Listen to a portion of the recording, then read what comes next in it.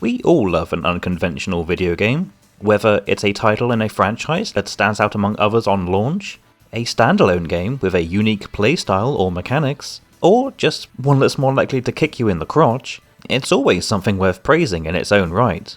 This installment in the rapidly successful Sonic the Hedgehog franchise, especially in the 90s, was quite the eye-opening title, boasting explorable maps, an innovative time-travelling mechanic, and a CD-quality soundtrack. This game seemed positively delighted in its own unconventionality. However, not many players got to experience this on first launch. Yours truly didn't play it until cross-platform ports came about. Several console generations later, the game has been acknowledged and discussed in fandom circles, comparing it favourably and unfavourably to other Sonic games close to its original release date. Being the record highest selling CD game of all time, how unique is this title, and does the gameplay truly hold up? Come with me on a journey as we breeze across this game's past, present, and future. That sounded so cool.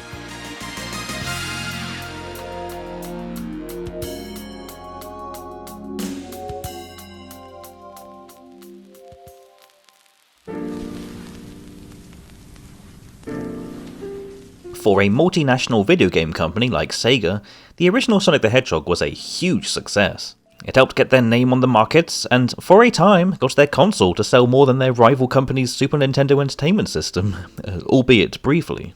Riding that high, a sequel was shortly developed on by the Sega Technical Institute in the US, which the original game's programmer, Yuji Naka, went along with, jumping at the chance to get away from Sega's rigid corporate policies.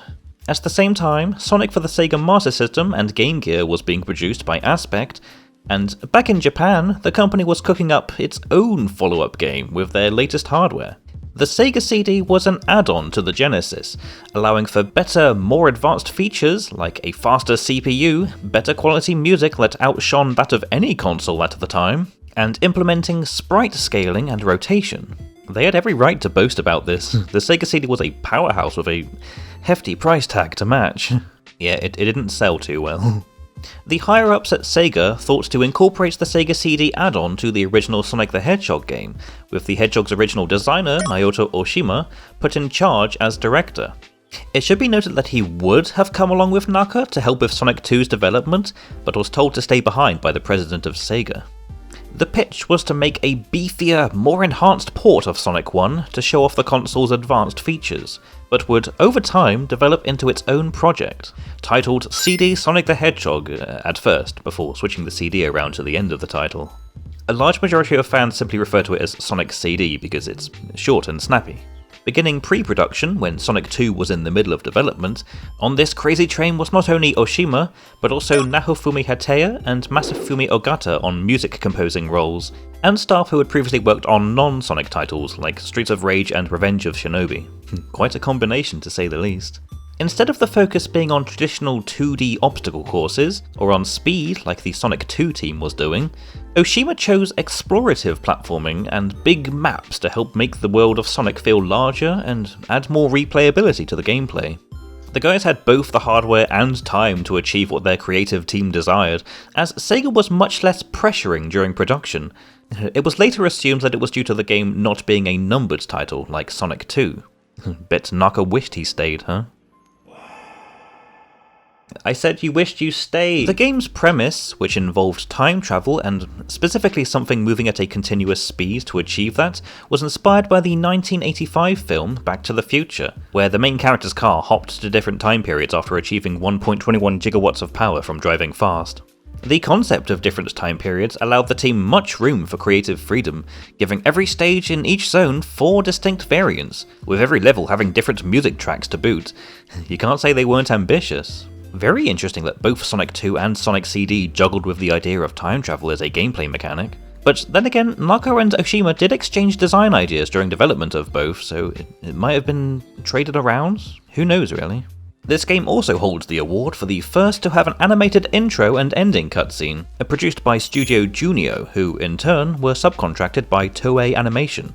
Yep, that's Toei Animation. Although rather bit-crushed and low quality in its original appearance, it had to go through many steps just to be included, like being passed through the Mega Drive's video chip, not to mention being compressed so it could be streamed in real time on a CD. The traditionally drawn animation style cannot be overlooked. It even used the STM file format for it, which made the opening and ending animations look much better than what you would usually see on the Sega CD games with their sign pack compression. And look at this animation. This stuff was like peak classic Sonic, and the way the character looked helps define the Hedgehog's silent, badass characterization. The reason for them going this hard was also supposedly due to feedback that the endings of Sonic 1 and 2 were too plain, which, fair, this was still the early era of the Genesis we're talking about. This title also marks the first appearance of 2 new characters in the games, ones that would be important enough to be permanent members of the main cast. We have newcomer Kazuyuki Hoshino to thank for that, who, even before becoming Sonic Team's creative director, was already contributing to the Hedgehog's world with his artistic talents. One of these characters was Amy Rose, Sonic's self-proclaimed girlfriend, who was so endearing for the team to work on that they all contributed to her design, not limited to Hoshino or Oshima. It's her first appearance in-game, though manga fans would recognise an incarnation of her in the Japan-only Shogakukan magazines, which were published a year before the release of Sonic CD. Side note, but I like her design here in Shogaku Ninensei stories too. The brown hair and green dress are a neat combination. From one well-known character to the next, Metal Sonic, a robotic version of the titular Hedgehog, coincidentally designed during a time where every Sonic 1 sequel-type game had their own variant on the concept, is a character so popular after his appearance in this game, I'm surprised he never got his own spin-off material. Imagined as a strong rival to Sonic, Hoshino struck gold the moment he put pencil to paper, where even in early sketches of the character he would barely be changed at all except for the head and more metal guards on his limbs. In the end looking really cool. Like, this is one cool robot. Back on the development of the game itself, there was originally going to be an extra round in between the first 2 stages, known by fans as R2 in the game's code, short for Round 2, the levels in the game being called R1 and R3. Hints of its existence even appeared in the ending cutscene, as the animations were worked on close to the start of production. Conceived with the theme of underground ruins, and later found to have been called Dubious Depths, there's not been many hints as to what it actually looked like, and sprites of unused enemies and a boss mech would be cleaned up and revealed to the public.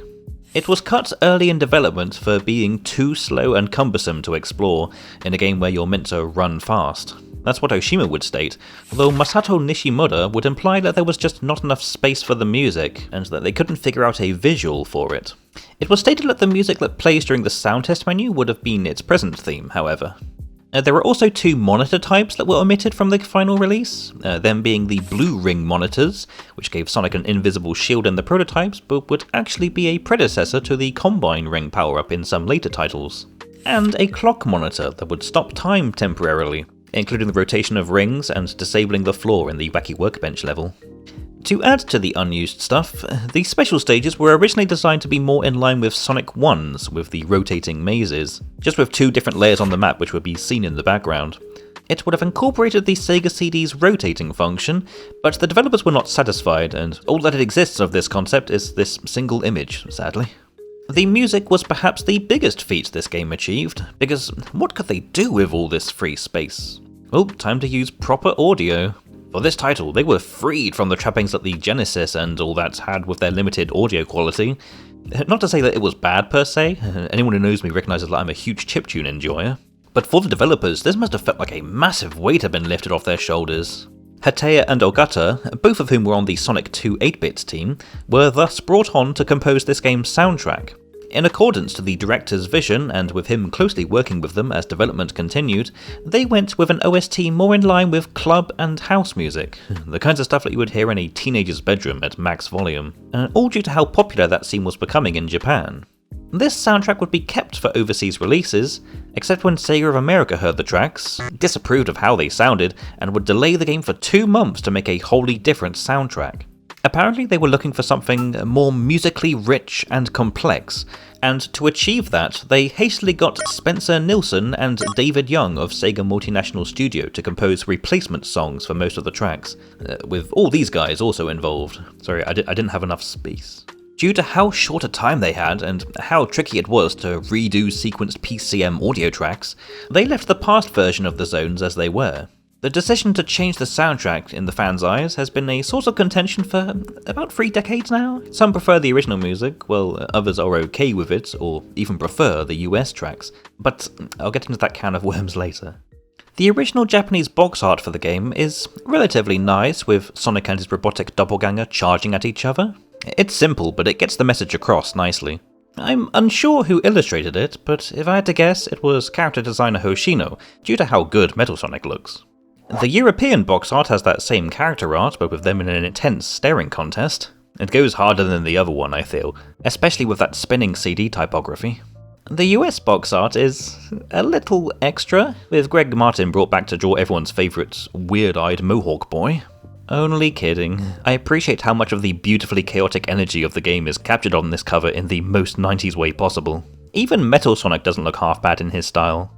Psst. Also, if you enjoy this kind of content, don't forget to like, comment, or even hit that subscribe button. It's entirely optional, but at least I know I'm doing a good. Following all that ambition and mostly undisturbed production time, the original release of Sonic CD in Japan would be on September 23rd, 1993, and in Europe a few weeks after, in October, while the US version would be released later on. It would be alongside Sonic Chaos and Sonic Spinball as part of Sega America's Sonic 3 on 1 day release strategy. What was Sonic 3 on 1 day? Stick around a few months to find out. So let's see how this time travel talk and gameplay mechanics all turned out.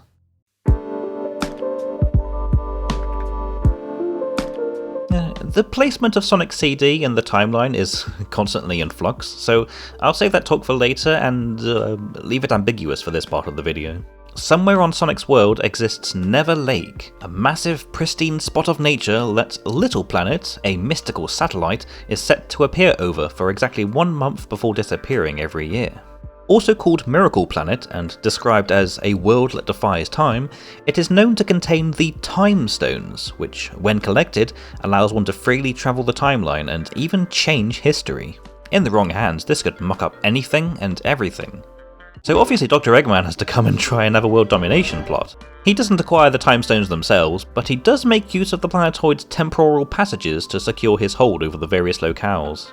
So Little Planet ends up chained in place so it doesn't teleport anywhere, and a big metallic shell is built around the thing. How does this work without disrupting the ecosystem? Rule of cool, of course. Following the Hedgehog's last adventure, where he tussled with his arch-nemesis, Sonic nonchalantly races around at top speed without a care in the world.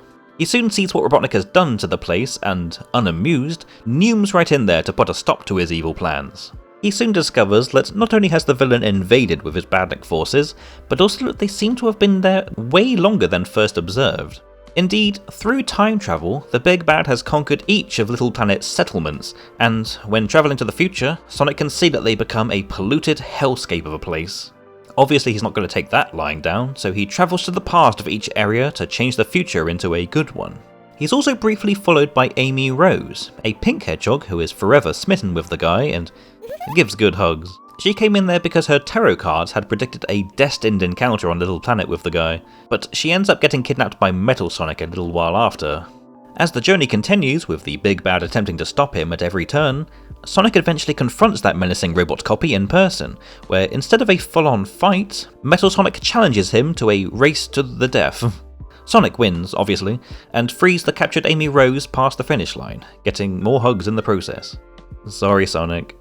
The Blue Blur shortly arrives at the Doctor's stronghold and destroys his final mech.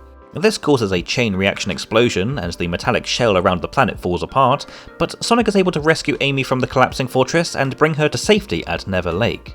What proceeds are one of 2 endings. The bad ending, where you did not acquire the Time Stones, has Robotnik still about and getting a rock thrown at him for good measure. Get wrecked, buddy.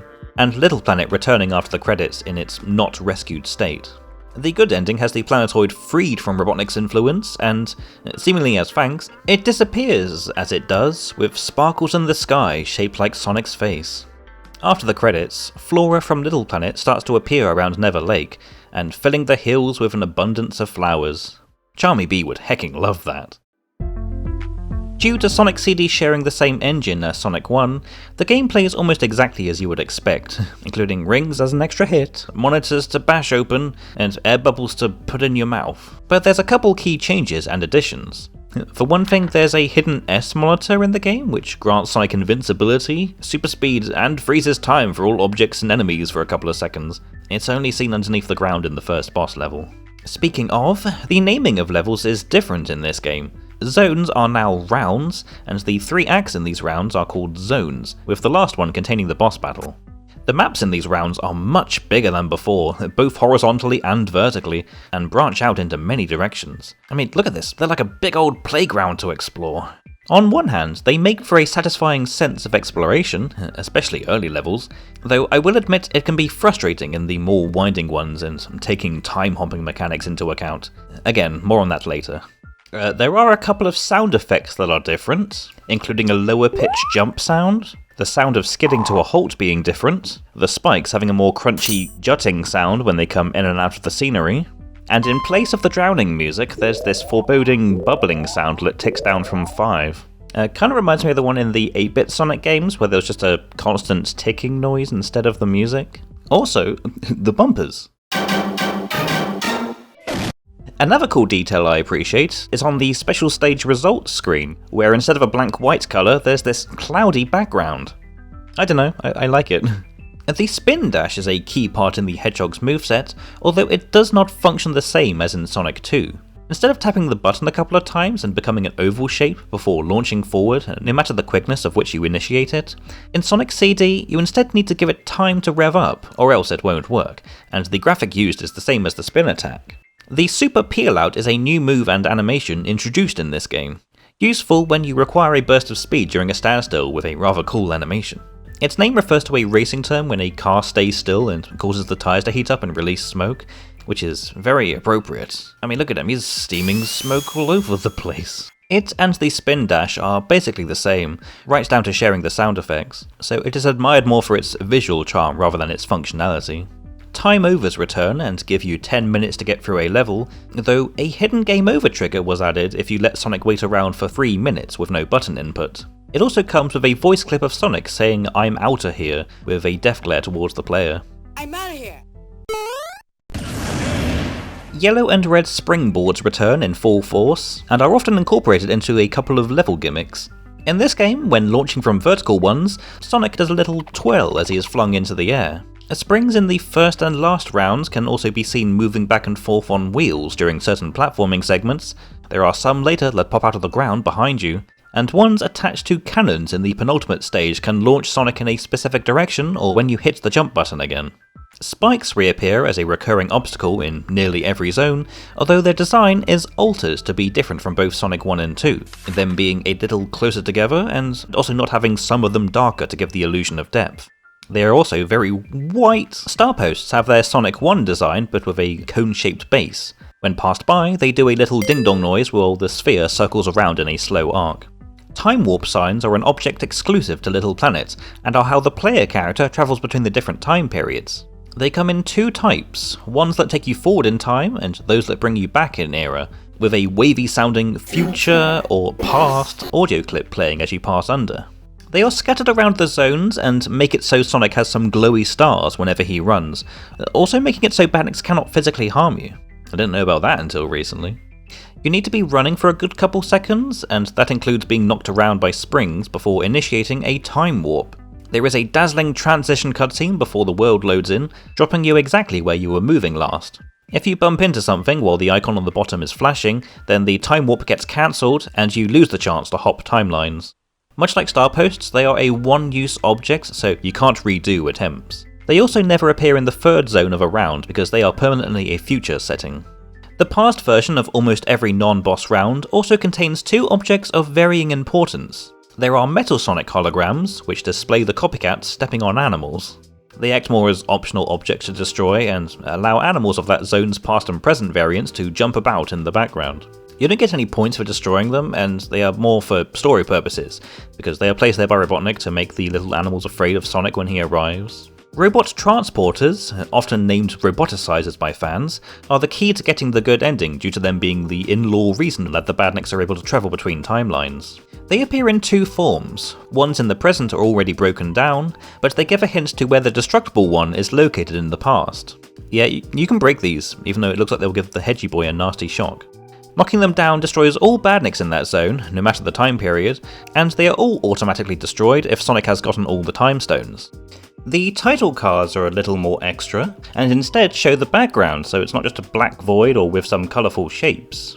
It's a nice touch, and I love the different text and typography, though part of me will always miss the slow anticipation before the level reveals itself. Continues also don't exist, though the continue icon is used for the extra life you can get from the special stage. What else? There's the currently rare dash panels, only seen in one of the rounds and appearing as grey protrusions on the ground instead of spinning wheels. The flame trail left afterwards really shows the game's Back to the Future influences. The gold plates function the same as previous games, being at the end of every non-boss zone and having a different design, with the Robotnik ones having a menacing thumbs down and Sonic one with a slightly more serious half smile to go with the somewhat less light-hearted tone the game's going for. Special stages work like in Sonic 1, where you must have at least 50 rings to have a giant ring appear at the end to jump into. These timed bonus modes are instead roads situated in a large body of water, where Sonic runs forward in a pseudo 3D map with Mode 7 looking effects. They were supposedly inspired by Super Mario Kart that had recently come out, and it certainly feels like you're controlling Sonic in a racing game, just with very futuristic and psychedelic backgrounds with a neat parallax scrolling effect. The objective is to run to floating UFOs and destroy them, there being 6 in total, though other types that give you goodies also show up. As well as water, which drastically drains your seconds away, other gimmicks on these maps include bumpers, springs, fans which make you float into the air and potentially into targets, teeth-like icons on the floor which make you screech to a halt if you run over them, and various sizes of dash panels that launch you in their indicated direction. Each of the 7 time stones have their own layout and background, and there is also an unused one hidden in the game's sound test mode with Robotnik's face in the background, the map affectionately nicknamed Eggman's Bathtub by fans.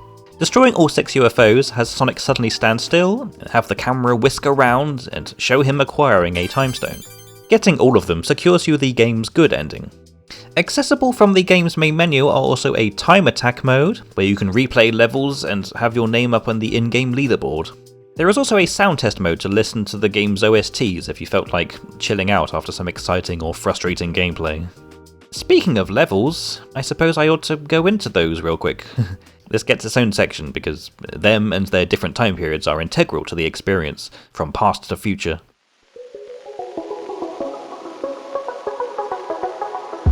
First off, I rather like the title screen. It's more of a redo of Sonic 1's with the watery background and mountains in the distance, but with the Robotnik-faced rock face and mechanized little planet in the sky.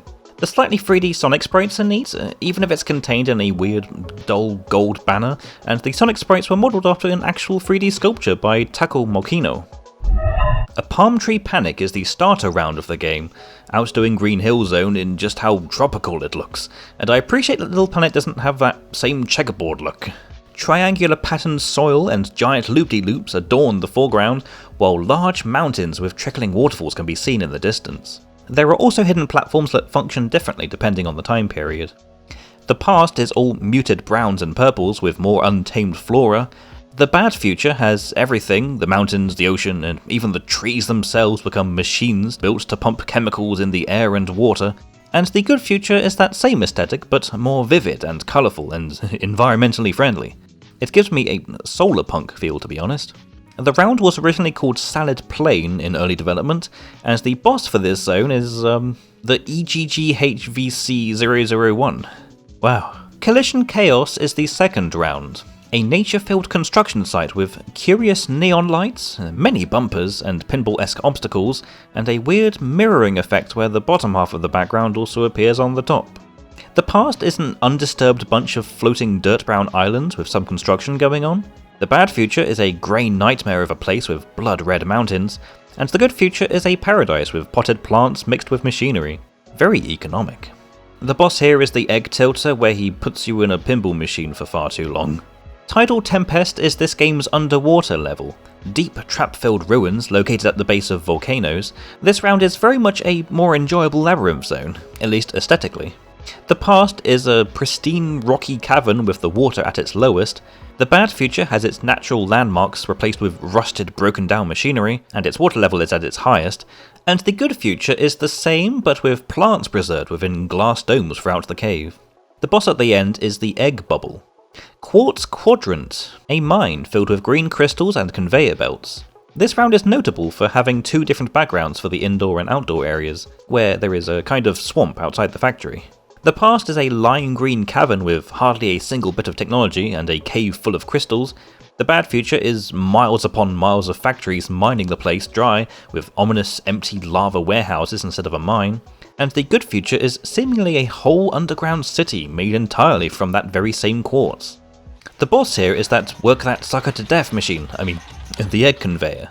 Wacky Workbench, an industrial site with warehouses full of dangerous hazards and electrical conduits, and floors which bounce you right up into the sky if you touch them, although sometimes they are switched off and come back on after a few seconds.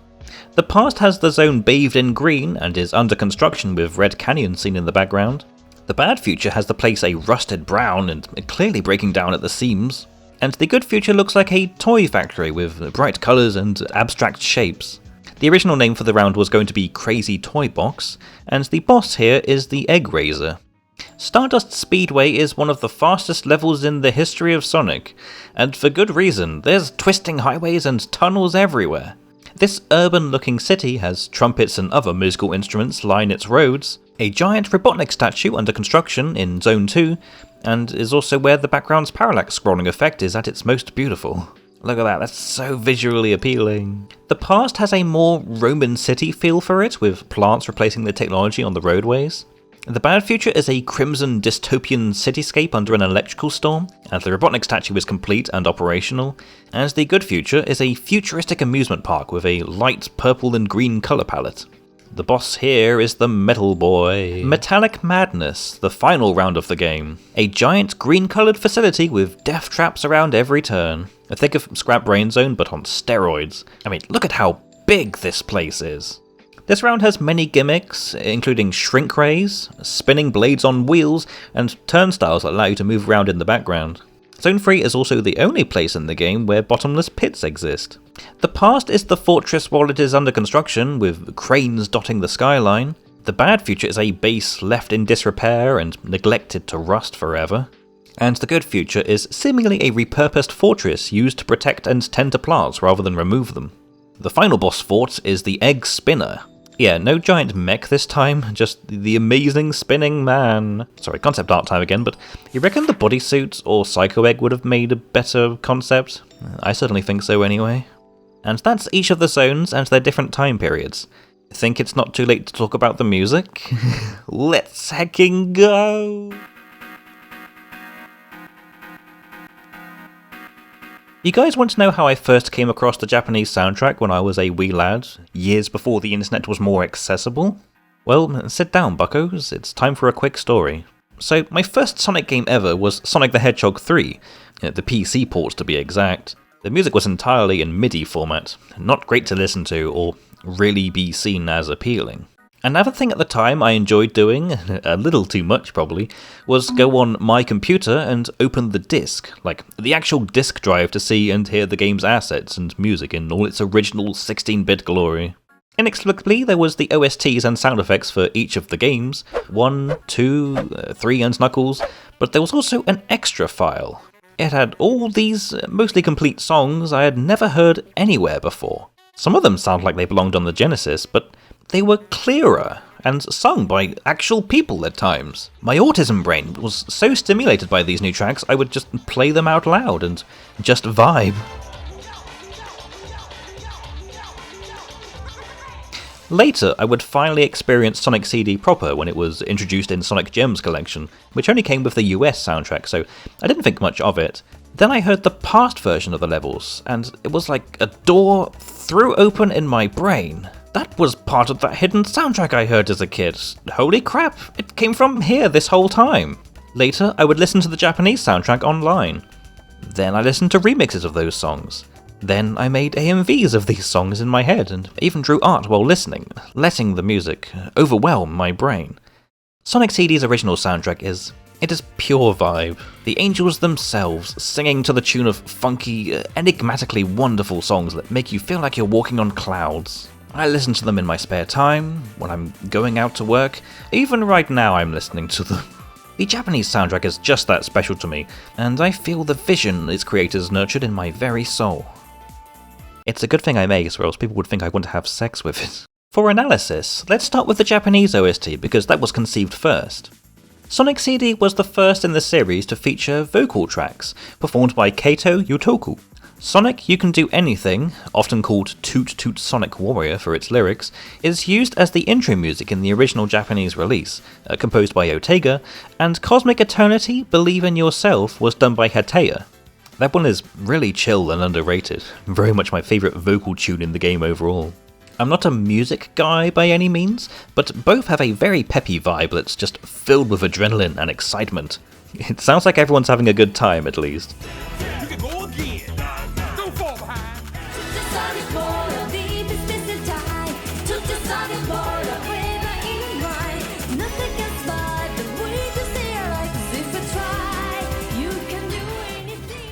As well as using extensive vocal sampling, the team also made use of popular house musicians at the time, including Zero G data files too. Music tracks for levels set in the past timelines were composed using the Genesis instruments, or more specifically the old sample-based PCM audio, which was an intentional design choice to add to the prehistoric feel of the round's aesthetics. Of this OST, fans would cherish this music upon first hearing it. It was unabashedly hip and cheerful, even in the face of the game's slightly grittier tone, and Sega of America did not like it. Not one bit. The soundtrack would be almost entirely scrapped for its Western release, under the idea that it sounded too similar to other electronic dance scores at the time. But really, I think they were just afraid the upbeat music would seem too juvenile to audiences. Westernization was such a common thing in the 90s, all these executives worrying that they'd lose numbers if their games didn't have a badass or in-your-face presentation as other advertised products.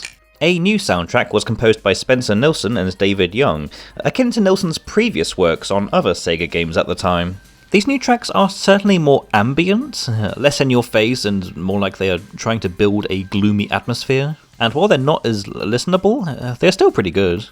The intro and ending tracks were replaced with another song, Sonic Boom, performed by the all-female band Pastiche. In all honesty, the song's not that bad.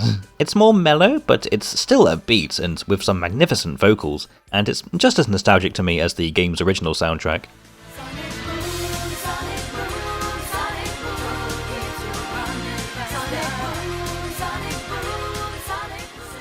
I like that the jazz trio were even allowed to add their vocal flares to some of the level tracks too.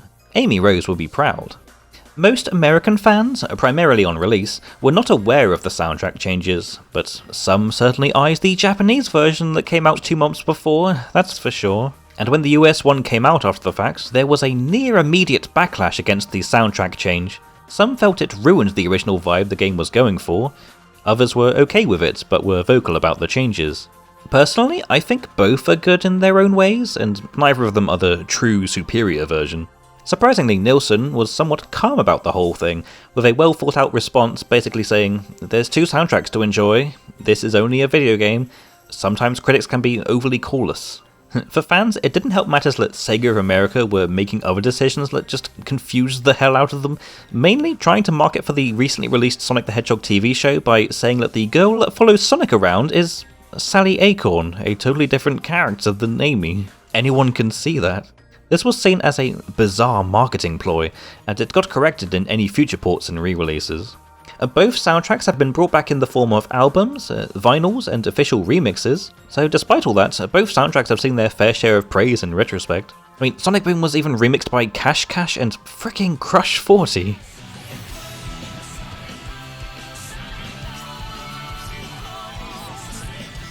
This is the part where I usually talk about the level's music individually, but there's like 25 plus songs here to go through, and the video itself is long enough as is, so I will simply talk about some of the tracks I thought did a good job with their dopamine-inducing vibes. Palmtree Panic's music makes for a very good first impression, showing off just how naturally upbeat the OST is, especially with their voice sampling. It really showcases it well, and I love the rendition in the good future.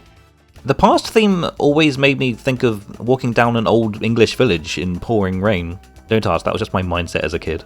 And the bad future one, golly, as distressing as it sounds, the way it mixes the flute tune and cheering sounds into a dreary beat, before dropping the sickest beats one could ever hear in a Sonic game, it's just...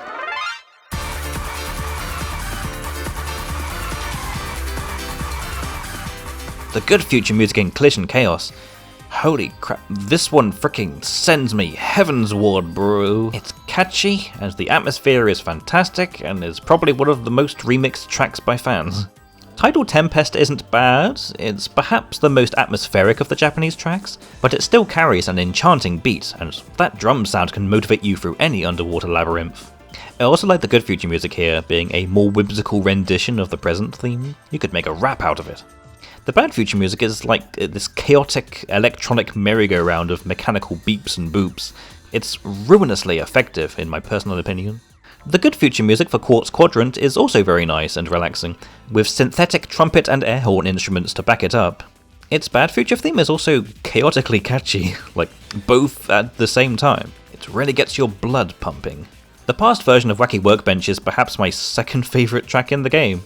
It just oozes fun, and the different instruments and the drum snare sound really adds a lot. A good distraction from being electrocuted. Stardust Speedway is full of jazzy beats and record scratches with some funky as heck vocals. It fits very well with the level, and I especially love how they incorporate a fricking alarm horn and somehow makes it the coolest thing ever, especially in the bad future music.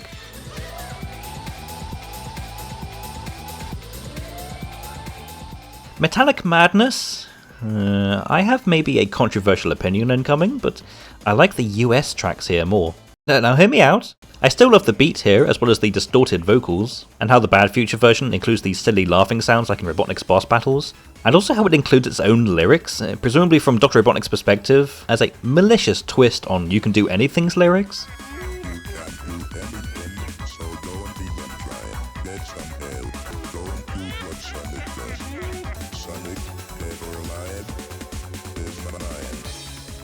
The boss music itself is extremely funky, with some admittedly narmy vocal performances, but I'll be damned if it isn't a bop.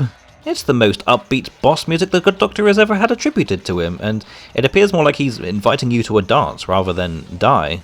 Final Fever is its own level of narm, having an opera singer wail on with MIDI trumpet sounds, though it fits rather well as a final boss when it starts whipping out the pipe organs and synthesized violins. It's like something straight out of Sonic Adventure.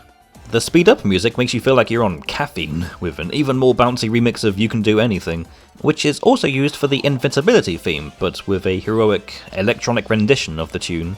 The Game Over music sounds like it's a band being sent to hell, and the special stage music is as catchy as it is admittedly stress-inducing as you run across the flashy landscapes. Honestly, a large majority of the Japanese soundtrack is a very good listen, and I would highly recommend to anyone wanting some motivational music to listen to. The US soundtrack doesn't have that many personal bangers, but there are a couple of notable tracks, such as Palmtree Panic. Yep, I may have heard this first from my first playthrough of the game, but it's extraordinarily catchy, and those guitar segments are something to behold. It's like a hecking samba going on. I also like the effect of the future versions of the tracks, where they mix humming machinery noises with African-sounding chants. The boss theme of this game, I won't say fits per se, what with this one evil laugh sound repeated at different pitches, but it is the kind of theme that you would think accompanied somebody who turned the future of these zones into a polluted wasteland. It makes Dr. Robotnik sound like a real piece of work. The present Tidal Tempest theme is probably my favourite US track. It's incredibly relaxing to contrast with the game's dreaded underwater level, and the vocals singing a hopeful tune really helps encourage you through it. The Bad Future music is similarly lax, with its gloomy yet still intriguing tune. Hearing those droning electric guitar chords as you dive deeper into the mechanical pits is not something that would ever leave your brain. You can say the same for a lot of the Bad Future tracks really, like Quartz Quadrant's music being a mix of menacing electric guitars, eerie tambourines, and computer noises. It's a very oppressive mood overall. Wacky Workbench Present is also one of my favourite US tracks, for just how positive it sounds. There's nothing like listening to this as you zip across the zone and navigate your way forward. The Bad Future music is just as funky, and even I find myself head-bopping to it often. Eat my ass. No. Stardust Speedway's theme is a trifle more atmospheric than the fricking party in Funko Pop Town the original one was. Through its use of synths, it really adds to the feeling that the end of the game is swiftly approaching. As the Bad Future music, I also really like. It's equally mellow and full of electronic swings, but fits more in line with the gameplay part of the level rather than the race at the end, at least in my opinion. Like, sorry, nothing can beat the race in the Japanese version. Metallic Madness in the US version has the better final level theme, according to this dork here. It's incredibly ominous sounding with haunting, warbling sounds as the track continuously starts to audibly deteriorate as it goes on, adding to the theme of Robotnik's conquered territories becoming more run down over time. I don't think there's a single Metallic Madness US theme that I don't enjoy. The special stage theme this time around is a calm, careful sounding beat to get you focused. It's perhaps the most serious sounding bonus music ever, but it's still a chillaxing listen. Ooh, I think that's enough on the music. Goodness knows how long I've been droning on. I hope you're staying hydrated, buddy. Anywho, let's talk about the characters met and enemies confronted.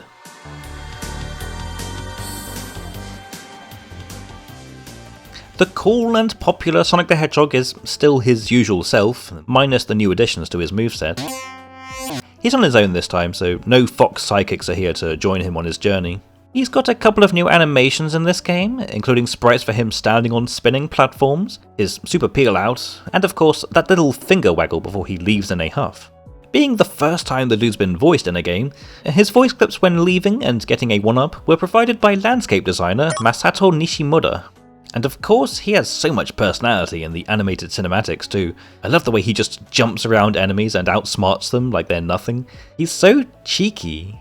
Amy Rose makes her debut here, and is a side character who Sonic sees regularly on his adventure. This cute and mystical enjoyer of fortune-telling follows the player character around the end of Zone 1, giving him deadly cuddles that you can't get free from unless you jump. Too bad Sonic doesn't reciprocate her advances. She does reappear later to get kidnapped and rescued, and isn't seen again until the final boss is defeated and during the ending cutscene. Dr. Robotnik, Eggman in Japan, takes center stage alongside the Hedgehog as him and Sonic's rivalry spans that of entire timelines. Even when he's not around, his influence is felt throughout the game due to him being the one to place teleporters in the past and cause a total post-apocalyptic nightmare in the future.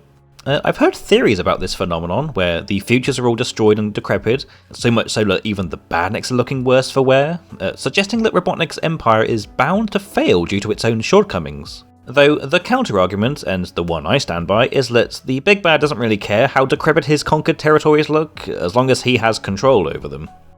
Poor badniks, though. Robotnik's sprites use the same palette as in Sonic 1, though his Eggmobile and posture while riding it are different, showing him hunched over with a more wrinkled, bald head, and even his eyes showing behind his glasses somewhat.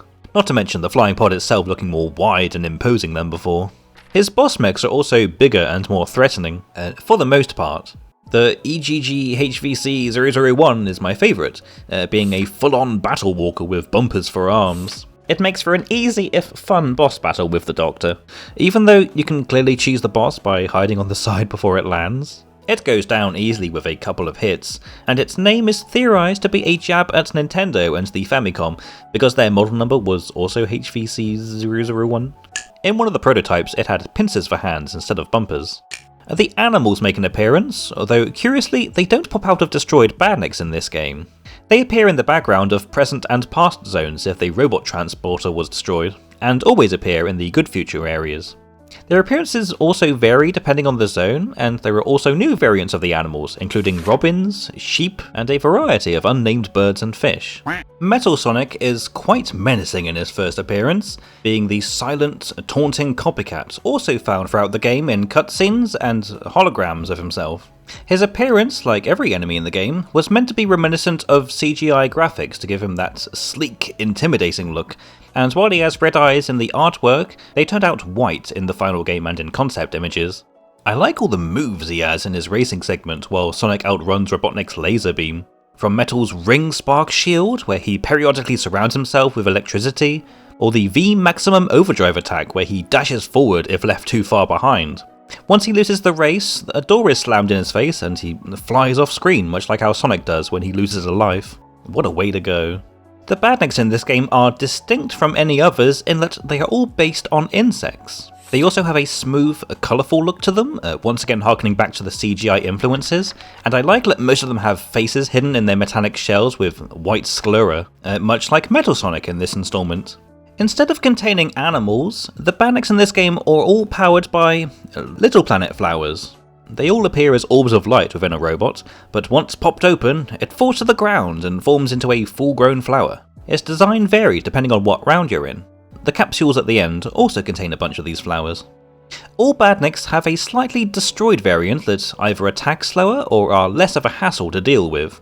They appear in bad future zones, but some also appear prematurely in the present timeline.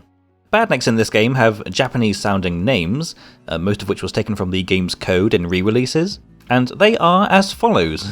My apologies if I mispronounce any. Moski, also called Kamukas, are mosquito badniks which zip down at you if you're below them, lodging themselves into the ground in the process. Antons are this game's version of the motorbug and just roll back and forth. They have arms, but they can't slap you or anything. Taimababor is the name of a fricking stink bug. They act like crab meats in that they stop to launch a pair of projectiles that arc downward. Patabatas flap through the air. They are only a threat if you happen to be sprung into the air while they're overhead.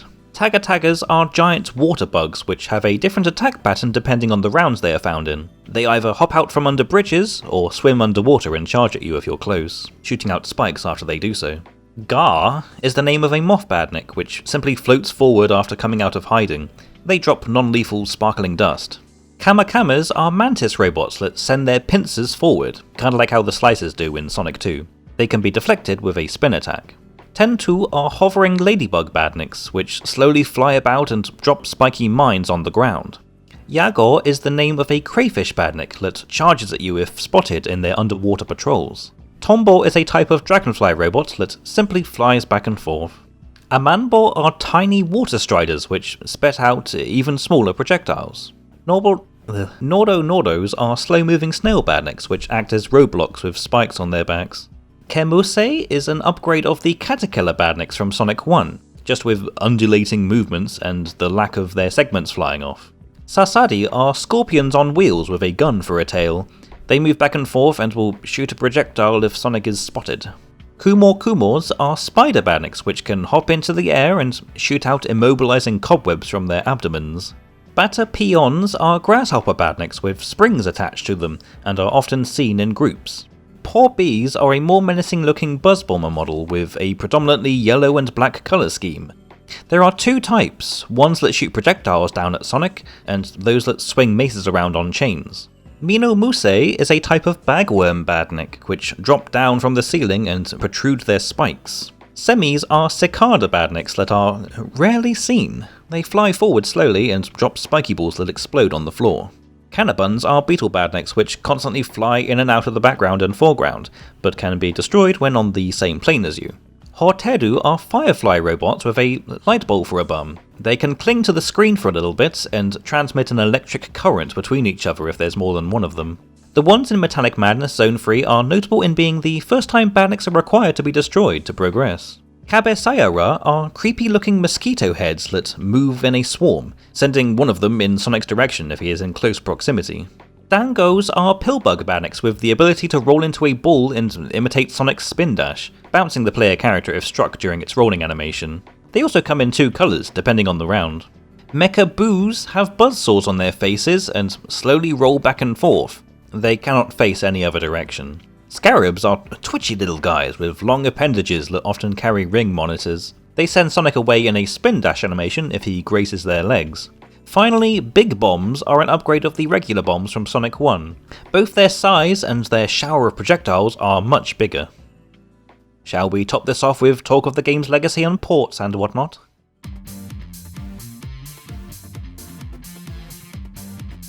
It cannot be denied, the influence of Sonic CD can be felt throughout the series. Whether it be with the music, which helped give the series its rich musical identity with the game's upbeat, funky rhythms, or the exploration of environmentalism and industrialization, although one could argue that Sonic 1 already got the ball rolling on that. Its strange and exciting aesthetics indubitably influenced the vibes later games would provide, like Knuckles' Chaotix, which even had some of the same talent carried over, Sonic Heroes in its delightfully whimsical level aesthetics in the modern era, and Sonic Mania most certainly carried the torch that Sonic CD metaphorically started with its exciting visuals and music. Discussions online were also rampant with this initially elusive game. There was the matter of timeline placement too, which even today is a hot topic of debate among the fandom. Does Sonic CD take place in between Sonic 1 and 2, or after Sonic 3 and Knuckles? It makes sense on both fronts, really. Being set between Sonic 1 and 2 explains Tails' absence during gameplay, the game being developed after the release of Sonic 1, and Sonic not yet learning how to use the spin dash properly. Though the post-Sonic 3 idea gives context to the Super Peel-Out not being available until now. Makes sense as Robotnik's time travelling being a kind of last resort after his Death Egg plans evaporated. And the complete replication of Sonic in robot form, as previous Mecha Sonic models never made an appearance after Metal Sonic was introduced. Oshima himself doesn't consider Sonic CD as a sequel to either Sonic 1 or 2, though he sees Metal Sonic as an evolution of other Mecha Sonic types, and Yamaguchi has suggested that it might take place in between the two games. The timeline placement wouldn't be officially clarified until the Encyclopedia book and Sonic Origins, where its canon placement is indeed placed between 1 and 2. Most fans would disagree, but it's what the corporate side of Sega says it is, I guess. There has been a couple of Easter eggs uncovered within the game, the most notable ones being the images hidden within the sound test menu. Entering specific codes would give you a full screen image with the last entered music playing alongside it. This includes cute Sonic art by Masahiro Sanpei, with the text translated as "You Are Cool" by Sanchanzu. One of the main male cast rapping and DJing, drawn by Hoshino. One of Tails next to his favourite sports car, presumably to tease the release of Sonic Drift, also drawn by his creator Yamaguchi. A bizarre Batman-inspired one drawn up by Takumi Miyake, the game's landscape and visual designer. And, most infamously, one with a Sonic in a...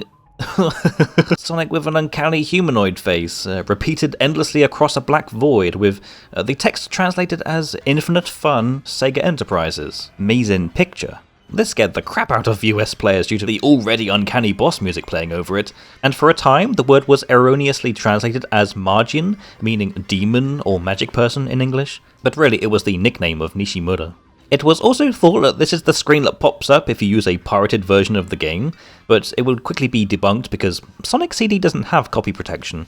The whole thing certainly gives me Sonic EXE vibes. Don't ask me to review it. There also exists a secret statue hidden in Zone 1 of Wacky Workbench. It is only accessible in the past and bad future timelines, and is housed in a kind of stone temple. Who is this angelic figure? The game never explains, and it exists as just this fun little Easter egg for the player to stumble into. It gives endless rings as a reward for finding it. Thank you, little planet goddess. In the bad future, it would seem that Robotnik got jealous of the deity and decided to replace her statue with one of his own likeness instead. Knocking it down causes a shower of bombs to drop on you. I would be beyond surprised if the visual aesthetics of Sonic CD didn't influence Sonic the Hedgehog the movie, a 2-episode anime OVA released 3 years later. While it's set in its own distinct world, and for the most part doesn't share many similarities to any game, I don't remember humanoid cat girls being around here. Not only does it include Metal Sonic as one of the main antagonists, but the way Sonic dashes around landscapes here is very reminiscent of Studio Junio's style. The general look of Planet Freedom is just as surreal and dreamlike as those from this game, especially the city at the beginning, and you tell me if Eggman City doesn't look similar to later levels in Sonic CD. Right? It does. Man, even years later I still get goosebumps watching this film and listening to that awesome soundtrack, especially with the Sonic and Metal Sonic showdowns. The game wished it had this kind of battle between the two. It's also where that funny Sonic quote originated from. You might know everything I'm going to do, but that's not going to help you since I know everything you're going to do. Strange, isn't it? Sonic CD has also been adapted multiple times in comic and manga form. Shogakukan produced an adaptation of the game. Fleetway's Sonic the Comic would have issue number 24 to 28 be a loose adaptation of this game. This version had Metal Sonic, here called Metallics, as the instigator of the plot. Archie Comics would adapt most of Sonic CD in their 25th issue, its first milestone issue. I still think Patrick Spaziente is super underrated as an artist when it comes to Sonic. I mean, look at this, all of this stuff was drawn by the same guy. He also mistakenly gave Metal Sonic a mouth. Let's kiss. The events of Sonic CD are also the focus of issue number 290 as the third part of the Genesis of a Hero storyline, which sadly ended production following this issue, and no, I'm definitely not still salty about that. The panels of classic Sonic and Amy meeting are beyond cute, and I like the story's attempts to explain some of the time travel mechanics, which must have been tricky as heck for the writing team. The only downgrade is that while I love this 2-page spread of the Metal Sonic race in Stardust Speedway, I hate how flat Metal himself looks. The colouring makes him look more two-dimensional than his cardboard holograms. The game would also find its fair share of ports, most of which brought attention to its existence through multi-platform compilation packs. There were Windows ports, of course, which were unique in that they included a loading screen for the time-travelling segments, and this version was emulated and carried over into Sonic Gems Collection.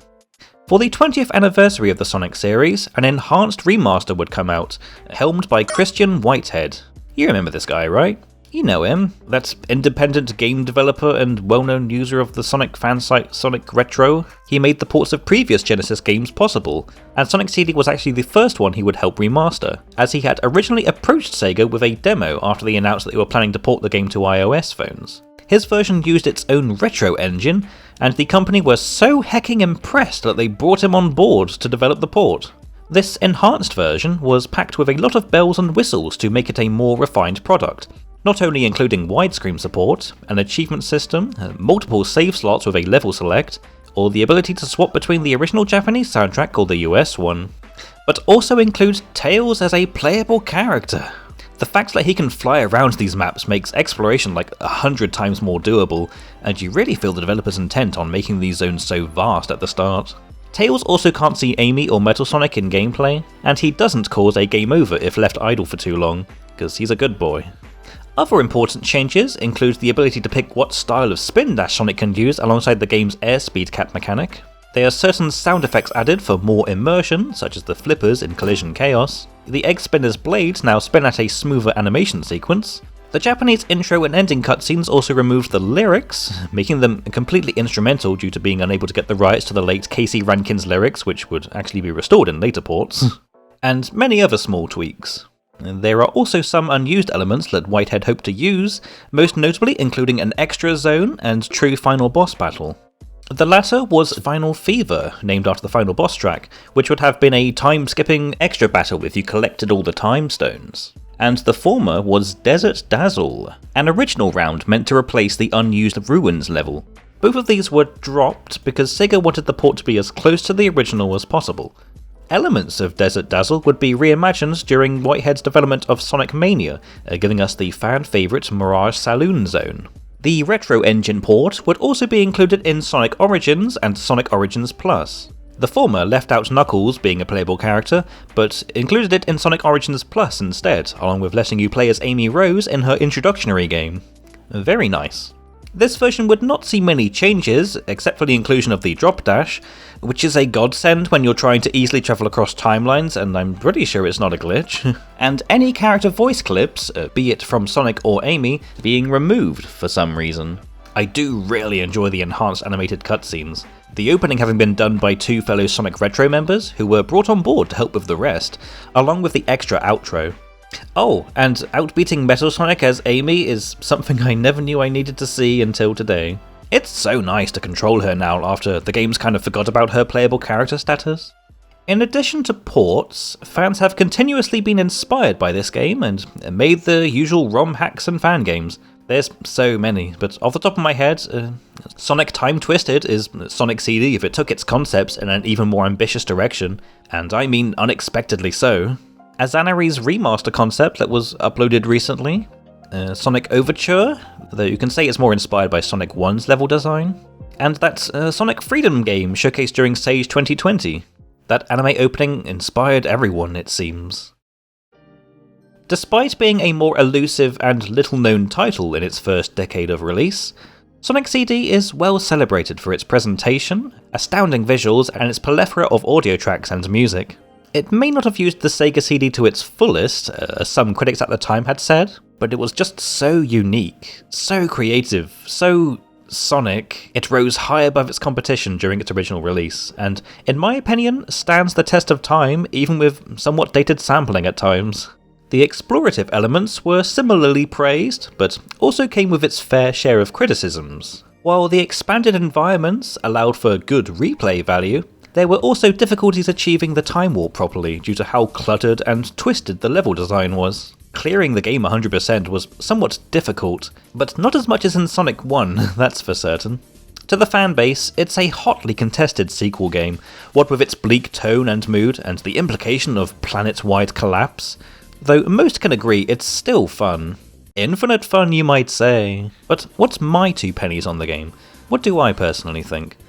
Well, it's a great game, and an even greater one when there's multiple characters better suited for exploring its multi-layered playgrounds. While the decreased speed can hinder the experience somewhat, it's still an absolute joyride through and through, and I would highly recommend it to any fan who enjoys a good platforming game.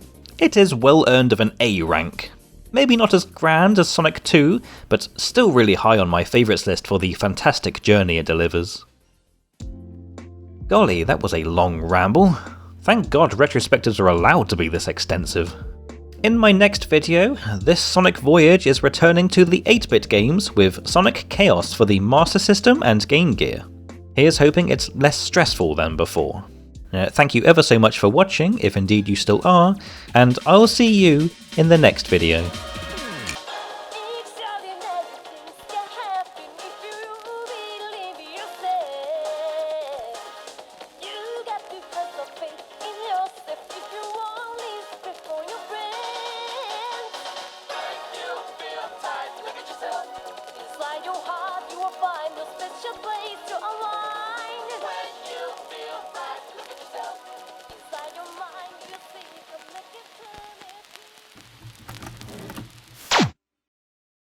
It's not going to help you, since you're going to help